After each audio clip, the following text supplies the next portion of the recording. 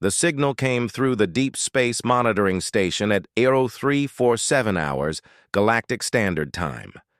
Communications Officer Sarah Chen was halfway through her third cup of coffee when the emergency frequency crackled to life with a transmission that would change everything. The voice was barely recognizable through the static and interference. Female, young, speaking in broken galactic common, with what sounded like tears choking her words. Anyone, please. If someone can hear this. They killed my father. They're coming for us. The hegemony ships. Please help. Coordinates follow. Sarah's hands flew across her console, recording everything while automatically triangulating the source.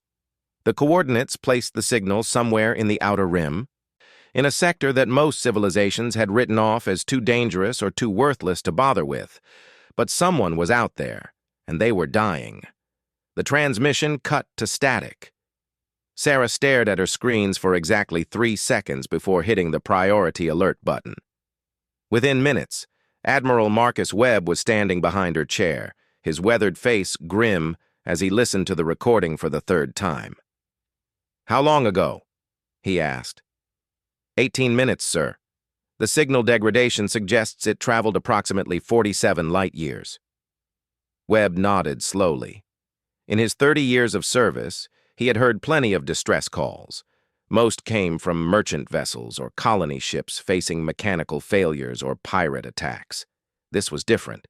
The raw terror in that young woman's voice, the mention of the hegemony, and the fact that it came from a sector where no human presence was supposed to exist. "Analysis?" he asked. Lieutenant Commander Torres looked up from her workstation. "Voice pattern analysis suggests the speaker is humanoid, probably between 16 and 25 years old. The language structure indicates she learned Galactic Common recently, likely within the last few years. But, sir," Torres hesitated, "there are undertones in her speech patterns that match human linguistic development." The bridge fell silent. Everyone understood the implications. "Get me everything we have on that sector," Webb ordered. "I want to know what's out there, who's supposed to be there, and what the hell the hegemony is doing 47 light-years from their nearest territory." As his crew worked, Webb studied the star charts displaying on the main screen.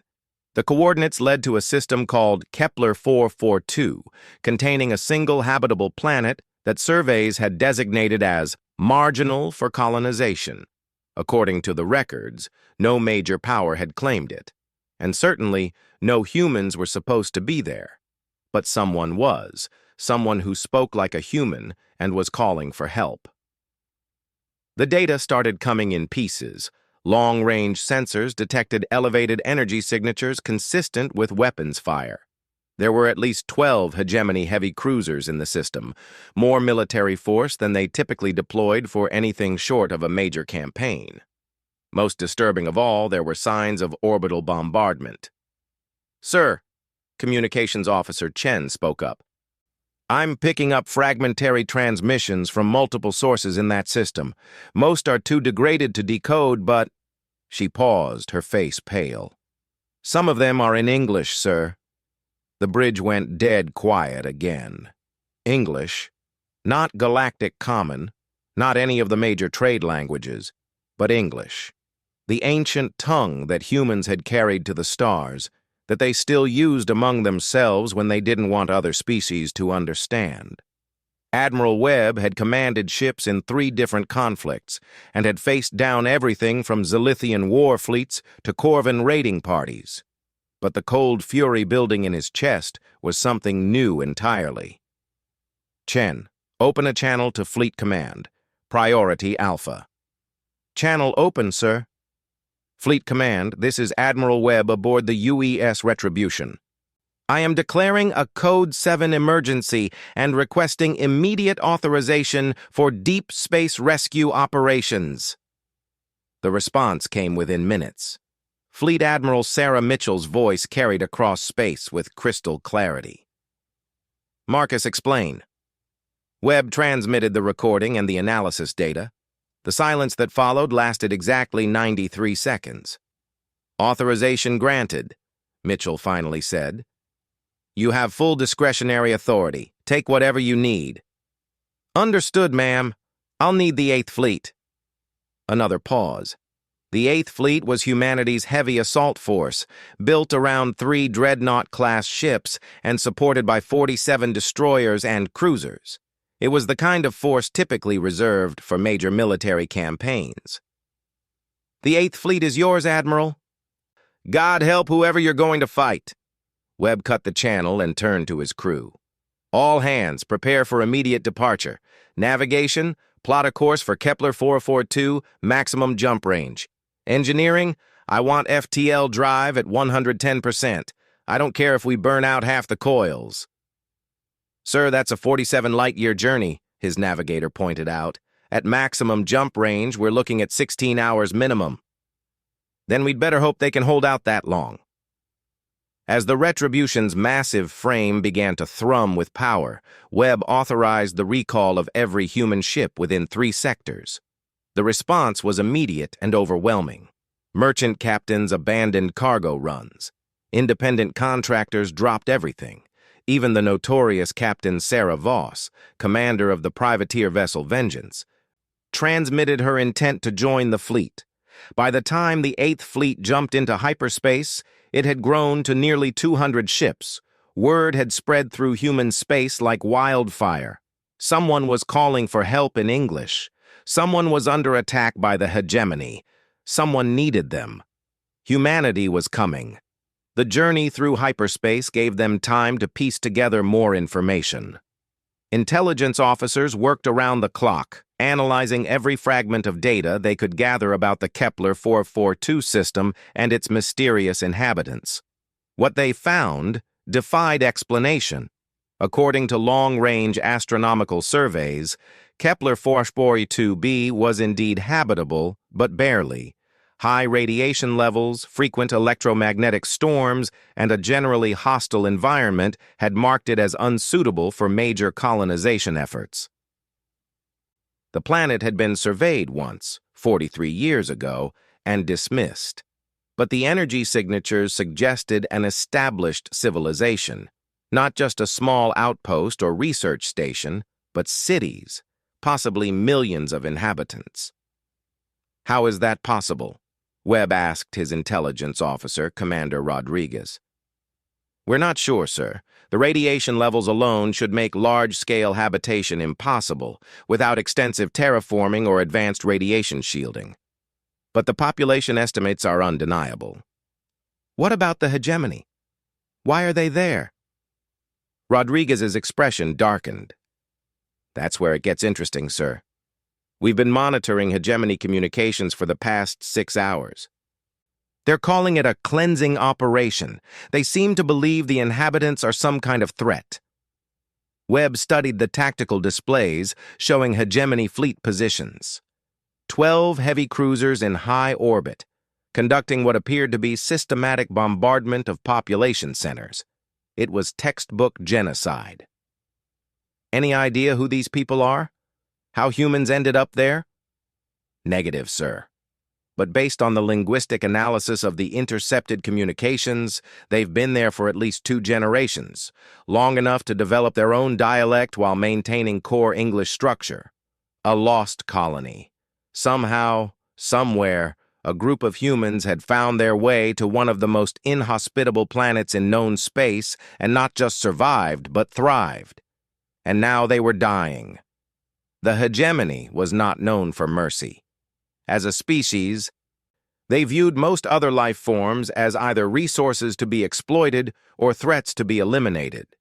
They had conquered 47 systems over the past century, each time bringing the same methodical brutality. They took what they wanted and destroyed what they couldn't use. But they had never faced humanity when humanity was truly angry. Webb walked through the ship's corridors, observing his crew's preparations. In the weapons bays, technicians loaded antimatter warheads with grim efficiency. In the fighter launch bays, pilots ran final checks on ships that could achieve atmospheric velocities exceeding Mach 15. In the engine rooms, engineers pushed fusion reactors beyond their rated capacities. The ship hummed with barely contained violence. Similar scenes played out across the growing fleet. As word continued to spread, more ships joined the convoy. Some came from as far as 20 sectors away, their captains pushing their vessels to dangerous speeds to reach the rendezvous point. When they finally dropped out of hyperspace, at the edge of the Kepler 442 system, the human fleet had swollen to over 300 ships. Dreadnoughts and destroyers formed the core, supported by cruisers, frigates, and more than a few vessels that had no business being in a military engagement but had come anyway. The system spread before them in tactical displays that made Webb's blood run cold. Kepler 442b hung in space like a wounded animal, its atmosphere flickering with the afterglow of orbital bombardment. Debris fields marked where defensive installations had once orbited. The hegemony fleet held high orbit with arrogant confidence, their massive ships broadcasting the clear message that this system belonged to them now. But on the surface, scattered energy signatures suggested that someone was still fighting. Someone was still alive. Communications, scan all frequencies. I want to know if anyone down there is still transmitting. It took less than 5 minutes to find them. Fragmentary signals, coded and encrypted, but definitely coming from the planet's surface. And when the computers finally cracked the encryption, the messages they revealed made Webb's hands clench into fists. Emergency shelters holding thousands of civilians under heavy bombardment. Defensive positions running low on ammunition. Medical facilities overwhelmed with casualties. And through it all, the desperate plea for help that had started this entire mission. The same young woman's voice, now hoarse and exhausted. Still here, still fighting. Please, if anyone received our signal, we're running out of time. Webb keyed the fleet-wide communications channel. All ships, this is Admiral Webb. You've seen the tactical situation. You've heard the transmissions. These people are human. They're under attack, and they're dying. I'm not going to lie to you. The hegemony has superior numbers and position. This is going to be a fight. Anyone who wants to leave can do so now with no questions asked. The channel stayed silent for exactly 10 seconds. Then Captain Morrison of the heavy cruiser Defiance responded. Defiance standing by, Admiral. We didn't come this far to turn around. The acknowledgments came flooding in after that. 300 ships, from massive dreadnoughts to single-pilot fighters, all confirming their readiness to fight. Some of the captains had never seen combat. Some commanded vessels held together with salvage and determination. It didn't matter. They were human. Someone had called for help, and humanity had answered. Webb opened a priority channel to the planet's surface, broadcasting on the frequency that had carried the original distress call. This is Admiral Webb of the United Earth Systems Fleet. We received your call for help. Hold your positions. Humanity is here. The response from the planet's surface came through crackling with static and disbelief. Admiral Webb, you're really here? How many ships? Webb glanced at his tactical display showing the massive human fleet spread across space. Enough, he replied simply. Identify yourself. This is Elena Vasquez, acting commander of New Hope Settlement. My father was... He was the colony administrator before. Her voice broke for a moment. Admiral, they've been bombarding us for 18 hours. Our shields are failing. We have maybe 6,000 people left in the deep shelters, but the children, some of the little ones are getting sick from the radiation. 6,000. Webb felt something cold settle in his stomach. Intelligence estimates had suggested millions of inhabitants. The hegemony had been busy. Elena, I need tactical information. What are your defensive capabilities? We had orbital defense platforms, but they're gone. Surface-to-space missile batteries are down to maybe 12% ammunition. We've got some fighters hidden in mountain caves, but nothing that can challenge those cruisers. Webb studied the enemy formation. 12 hegemony heavy cruisers arranged in a perfect bombardment formation, their massive guns trained on the planet below. It was militarily sound, tactically superior, and completely predictable. The hegemony had made their first mistake. They had fought humans before, but always as part of larger conflicts where humanity was just another species among many. They had never faced humanity when humanity was focused, united, and absolutely furious. Elena, I'm transmitting coordinates for emergency shelters. Get everyone underground as deep as you can. Things are about to get very loud up here. Webb switched to the Fleet Tactical Channel. All ships, this is Admiral Webb. Combat Deployment Alpha 7. Dreadnoughts will form the main battle line. Cruiser squadrons will execute flanking maneuvers. Fighter wings will provide harassment and point defense. Destroyers are free to engage at will. The human fleet began to spread out across space in a formation that would have been familiar to naval officers from Earth's ancient oceans. But this was three-dimensional warfare on a scale that dwarfed anything in human history. Fleet Admiral Hayes aboard the dreadnought Indomitable transmitted on the command frequency. Admiral, the hegemony is hailing us. Put it through. The holographic display shimmered to life, revealing the angular features of a hegemony fleet commander. The alien's 4 eyes regarded Webb with what might have been amusement. Human Admiral, you have entered a restricted military zone. Withdraw immediately or face the consequences. Webb had dealt with hegemony officers before. They were efficient, ruthless, and completely without mercy.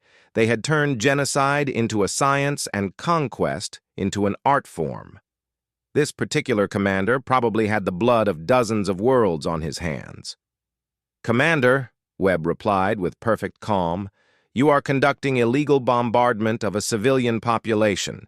Cease fire immediately and prepare to withdraw. The hegemony commander's mandibles clicked in what Webb recognized as laughter. Illegal? We are cleansing a pest infestation. These creatures have no legal standing under the Treaty of Corval. Those creatures are human beings. They are under the protection of the United Earth Systems. Impossible. No human presence was registered in this system. Webb allowed himself a cold smile. Then I suppose this is going to be a learning experience for everyone involved. The alien's expression shifted to something that might have been confusion. You would risk 300 ships for 6,000 unregistered refugees? Commander, you clearly don't understand humanity very well. We would risk 3,000 ships for one human child if that's what it took.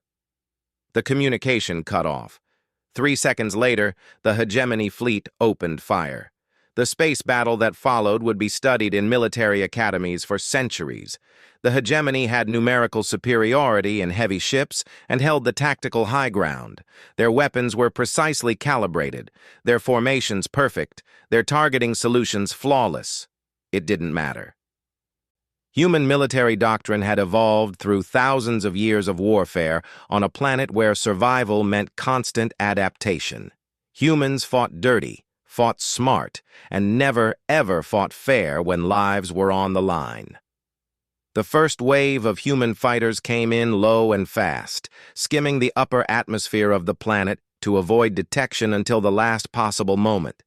They hit the hegemony rear guard like a swarm of angry hornets, their antimatter torpedoes finding weak points in shield generators and sensor arrays.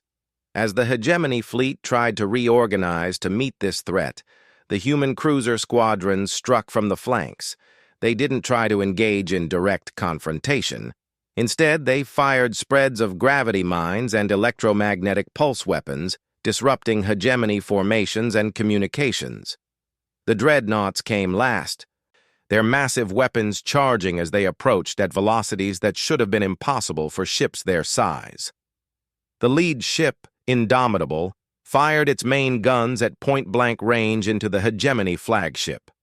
The alien ship's shields held for exactly 2.3 seconds before the focused antimatter stream punched through and vaporized a quarter of its hull.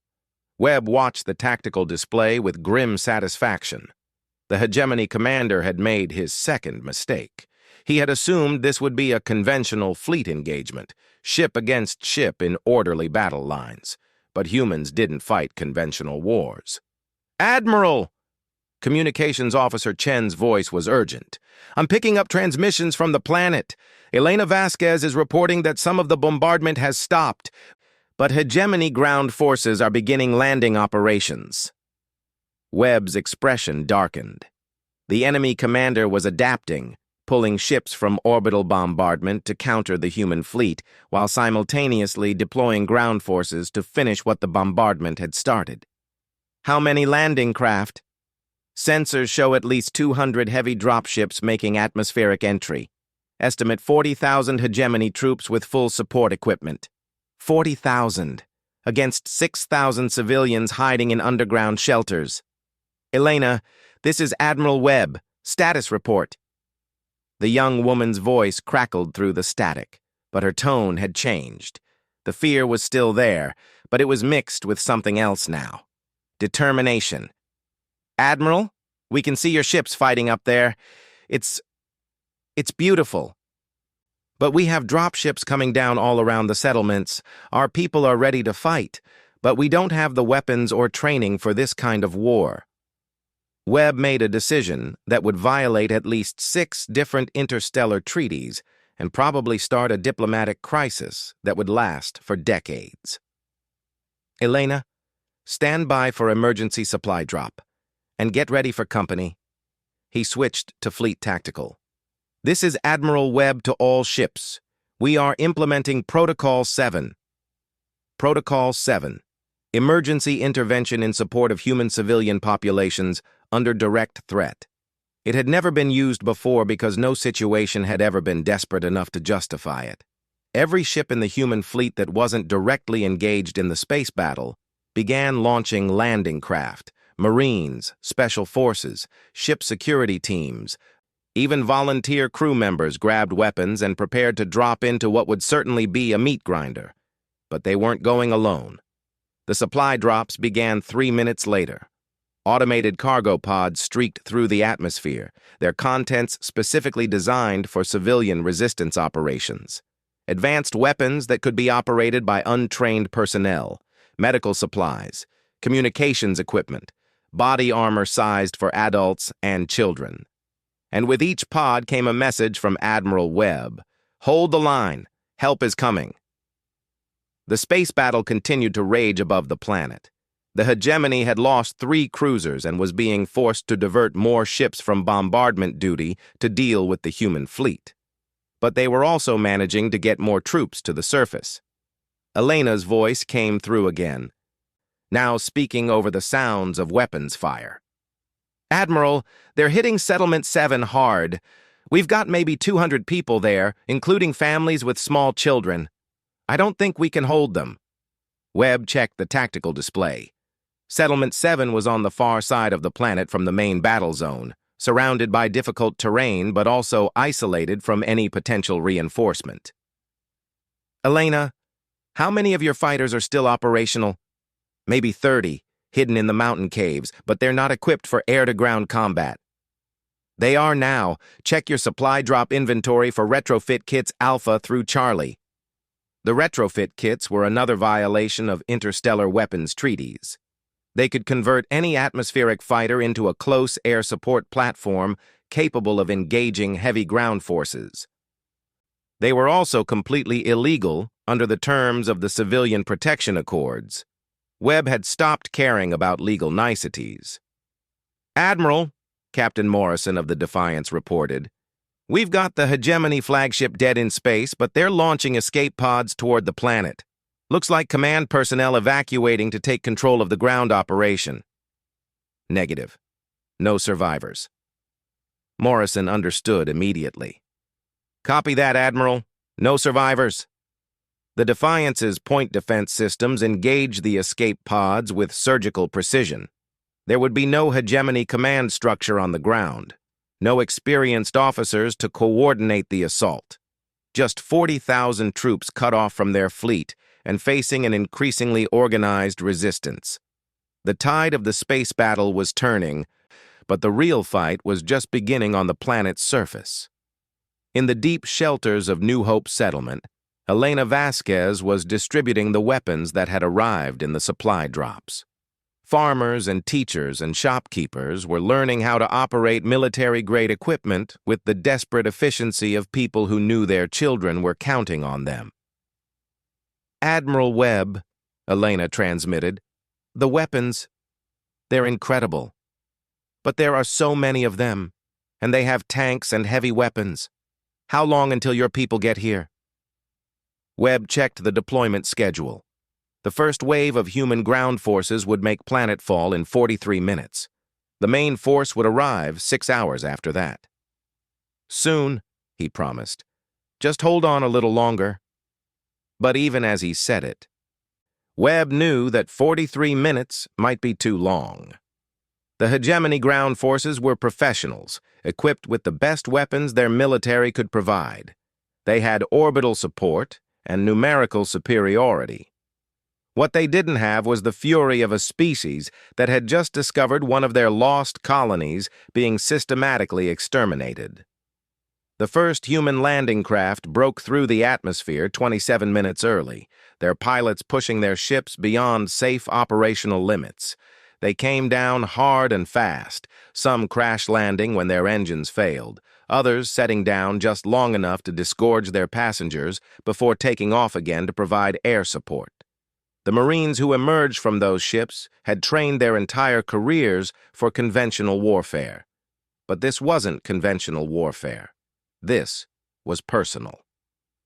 Elena's voice crackled through the communication system one more time, but now there was something else in her tone, something that Webb recognized from his own reflection after particularly brutal battles. "Admiral, this is Elena. We can hear your ships coming down. We can hear the explosions where they're hitting the hegemony positions. I just wanted to say thank you for coming for us, for not giving up on people you didn't even know existed." Webb closed his eyes for a moment, thinking about the 6,000 people huddled in underground shelters on a radiation-blasted world at the edge of nowhere. People who had somehow carved out a life in impossible conditions, raised families, built communities, and then watched it all burn. But they had sent out one cry for help, and humanity had answered with everything it had. "Elena," he said quietly, "we never give up on family." The battle for Kepler 442b lasted exactly 7 hours and 43 minutes. When it was over, the hegemony would have a new understanding of what happened when humanity decided that something was unacceptable. The first wave of human Marines hit the ground running, literally.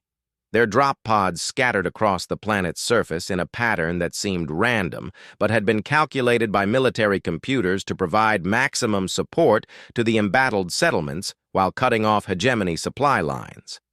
Staff Sergeant Maria Santos kicked open her pod's hatch and immediately dove for cover as hegemony pulse rounds sparked off the metal around her. She rolled behind a boulder, checked her rifle, and activated her tactical display. The target was a hegemony mobile command post that had been directing artillery strikes against Settlement 7. "This is Santos to all units in Grid 7 Alpha. I count 15 hostile infantry and 1 armored vehicle. Standard breach and clear. Remember, we have civilians in those caves behind the enemy position. Watch your fire." The assault lasted 4 minutes. When it was over, the hegemony command post was a smoking crater, and Santos was helping Elena's people evacuate children from the cave system where they had been hiding. Similar scenes played out across the planet. Human forces had arrived expecting to fight a conventional ground war against a superior enemy. What they found instead was a resistance movement that had been handed military-grade weapons and was fighting with the desperate courage of people defending their families. The combination was devastating. In Settlement 2, retired teacher Margaret Foster was operating a plasma cannon that should have required a 3-person crew. The weapon's targeting computer had been simplified by human engineers specifically for civilian use, and Foster was using it to systematically destroy hegemony fighting positions that threatened the school where 40 children were sheltering. At Settlement 5, colony engineer David Chen had rigged the mining equipment to serve as improvised artillery. When hegemony tanks tried to advance through the narrow valley approaches, they found themselves facing industrial lasers powerful enough to cut through mountain rock. But it was at New Hope Settlement that the real horror began for the hegemony ground forces. Elena Vasquez had grown up on Kepler 442b. She knew every cave system, every underground passage, every hidden approach to the settlement. When the human special forces arrived and asked for her help in planning a counterattack, she provided them with intelligence that no orbital survey could have detected. "There's a thermal vent system that runs right under their main staging area," she explained to Captain Reynolds of the Human Special Forces. "If you could get explosives down there." Reynolds studied the geological surveys Elena had pulled from the settlement's computer systems. "These vents connect to the geothermal power plant?" "Yes. And the power plant connects to the mineral processing facility, which has about 4 tons of industrial explosives in storage." Reynolds smiled grimly. "I think we can work with that." The attack began at Oro 300 local time. Elena guided a team of 12 Special Forces operators through cave systems that the hegemony didn't know existed, moving beneath enemy positions in absolute silence. When they reached the geothermal plant, it took exactly 18 minutes to rig the industrial explosives in a pattern that would channel the blast through the thermal vent system. The explosion could be seen from orbit. When Admiral Webb asked for a damage assessment, the report was almost unbelievable. The entire hegemony staging area had been vaporized, 800 enemy troops, 30 armored vehicles, and all of their heavy equipment had simply ceased to exist. The blast had been so powerful that it had actually created a new hot spring where the hegemony camp had been. But that wasn't the end of it.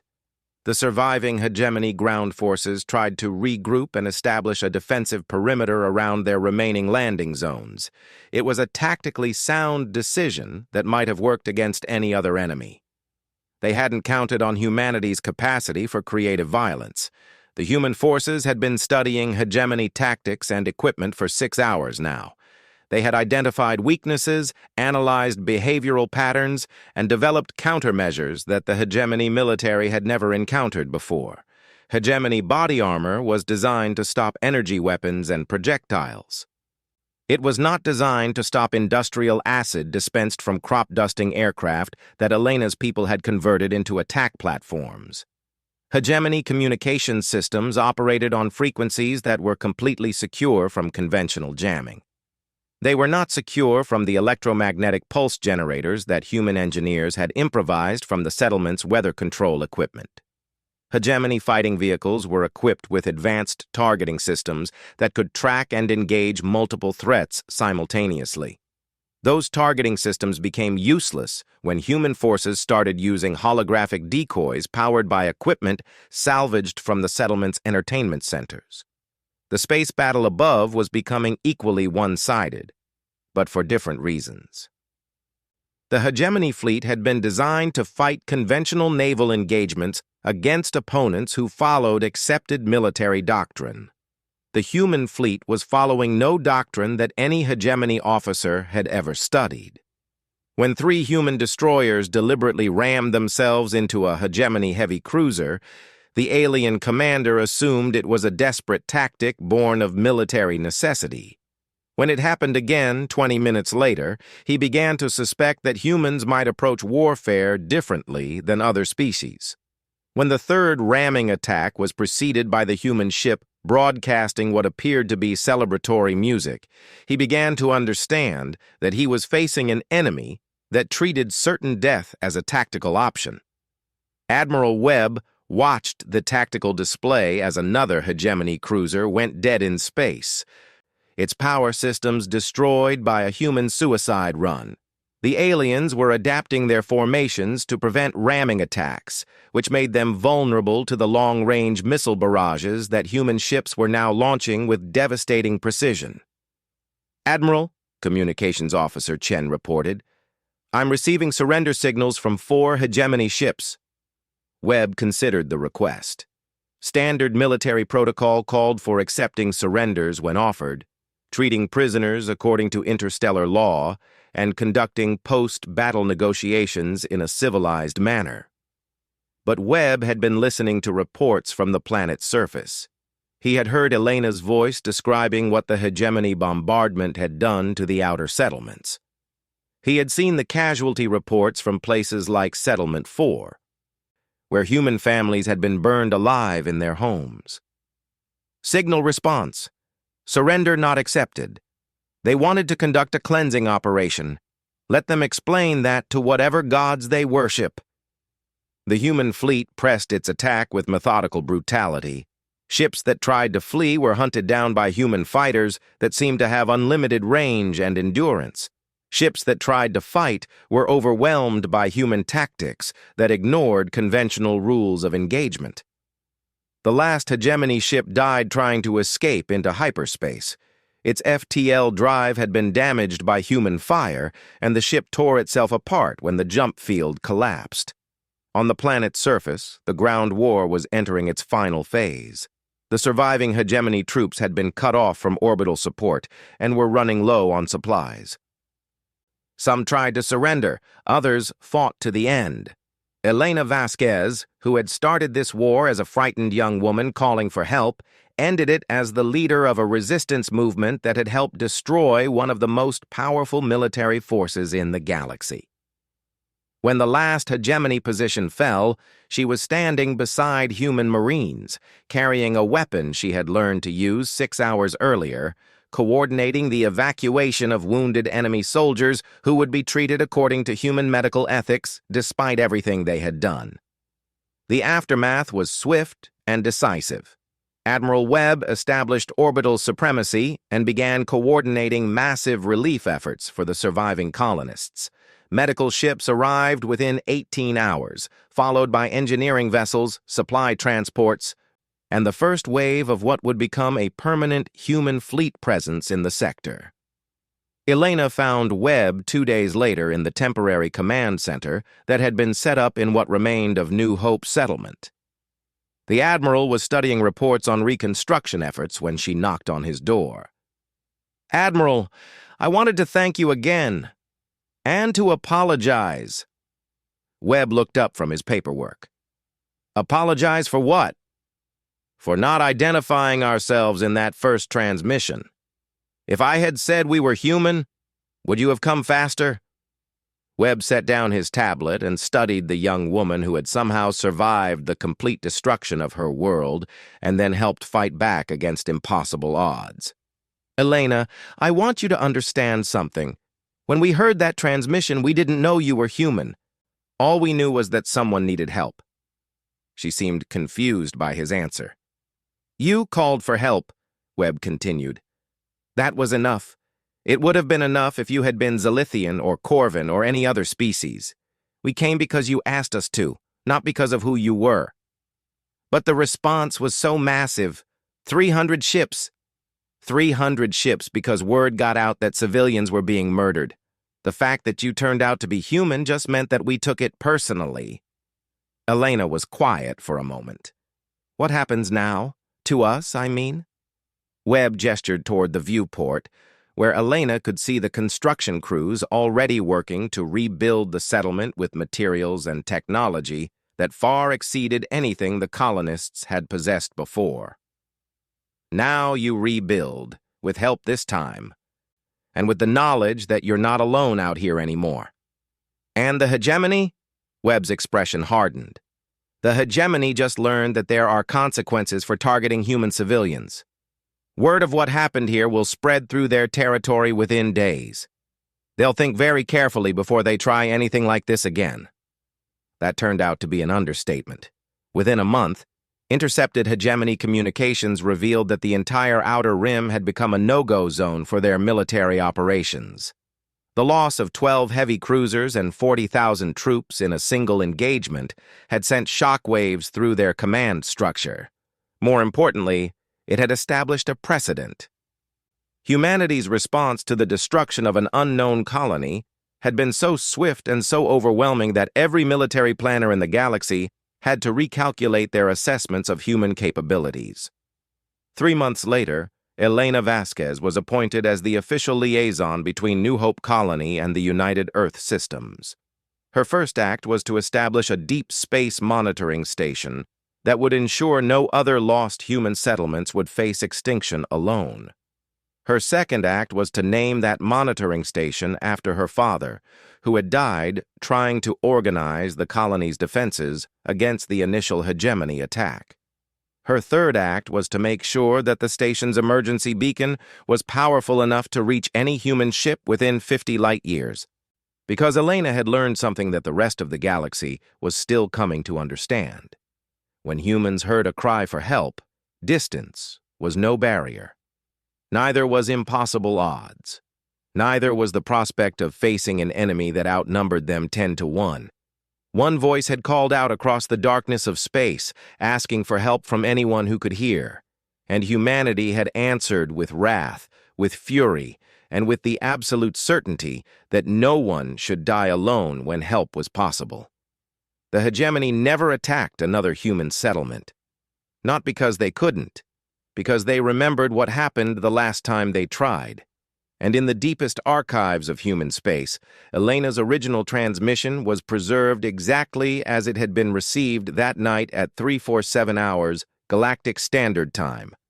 A reminder that sometimes the universe changes because one person finds the courage to ask for help, and because humanity never fails to answer.